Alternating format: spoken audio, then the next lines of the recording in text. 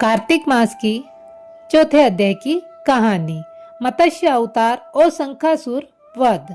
नारद जी बोले, इस प्रकार विष्णु भगवान मछली के रूप को धारण करके विंध्याचलवासी कश्यप ऋषि की अंजलि में पहुंच गए। कश्यप ऋषि ने उस मछली रूपधारी भगवान को देखा तो उसे अपने कमंडल में डाल दिया। जब वह मछली उस कमंडल में न समाई तब कुआं में डाल दिया। कुआं में भी वह न समाई तब तालाब में डाल दिया, और जब तालाब में भी न समाई तब समुद्र में डाल दिया। तब वहां मत्स्य रूपधारी भगवान ने शंखासुर को मार दिया और उसे अपने हाथ में दबाकर बद्रीवन को चले गए। वहां सब ऋषियों को बुलाकर भगवान बोले कि जल के भीतर वेद मंत्र बिखरे पड़े हैं, तुम उन्हें जाकर ढूंढो।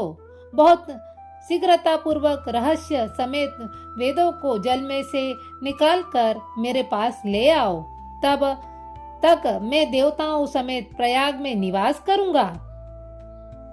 नारद जी बोले, तब तपोबली उन ऋषि मुनियों ने अपने तपोबल से बीज और यज्ञ मंत्रों सहित वेदों को निकाल दिया। उन ऋषियों में से जितना भाग जिसने निकाला उस भाग का वही अधिकारी हुआ और उसी ऋषि के नाम से प्रसिद्ध हुआ। पश्चात सब मुनि मिलकर उन खोजे हुए वेदों को साथ लेकर प्रयागराज को गए। वेद ब्रह्मा के साथ विष्णु भगवान के अर्पण कर दिए। संपूर्ण वेदों को पाकर ब्रह्मा जी ने प्रसन्नता पूर्वक सब ऋषियों सहित अश्वमेघ यज्ञ किया। यज्ञ के पूर्ण होने पर देवता, गंधर्व, यज्ञ, पन्नग, गुहयज्ञ आदि सब पृथ्वी पर दंडवत करके भगवान विष्णु की प्रार्थना करने लगे। देवता बोले, हे देवादिदेव, हमारी प्रार्थना सुनिए। यह सब हमारी प्रसन्नता एवं आनंद का है, इससे आप हमको वरदान दीजिए। हे रमापते, इस समय ब्रह्मा जी ने इस स्थान पर नष्ट हुए वेदों को फिर से पाए हैं और हमने आपकी प्रसन्नता के कारण यज्ञ के भाग प्राप्त किए हैं। इसलिए हे भगवान, आपकी कृपा के कारण यह स्थान प्रयाग पृथ्वी पर अत्यंत श्रेष्ठ और पुण्यों का देने वाला हो तथा यहाँ की महिमा पापों को दूर करने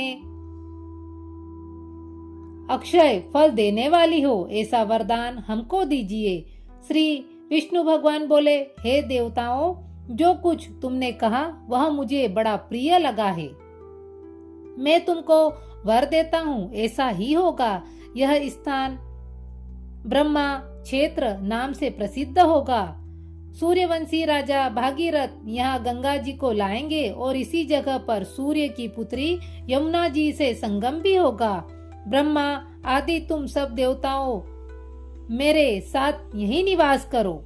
यह स्थान तीर्थ राज प्रयाग के नाम से प्रसिद्ध होगा। जो लोग यहाँ दान, तप, व्रत, होम आदि कर्म करेंगे वे अनंत फलदायक तथा मेरे पास पहुँचाने वाले होंगे।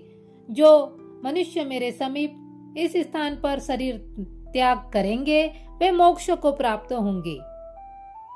जो लोग अपनी पितृश्वरों का यहाँ श्राद्ध करेंगे उनके पितृगण मेरे स्वरूप को धारण करेंगे। यह काल समय भी मनुष्यों को पूर्ण फल देने वाला होगा।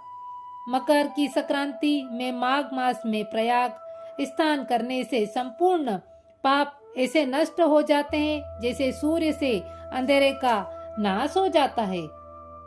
मकर के सूर्य में प्रातः काल स्नान करने वाले सालोक्य अपना लोक अपने समीप और शाय रूप अपना स्वरूप इन तीन प्रकार की मुक्ति क्रम को प्राप्त करेंगे। हे मुनीश्वरों, मैं सर्वव्यापी होता हुआ भी बद्रीवन में सदैव निवास करता हूँ। जो फल अन्य जगह 100 वर्ष तप करने से मिलता है वह यहाँ एक दिन में ही प्राप्त होवेगा।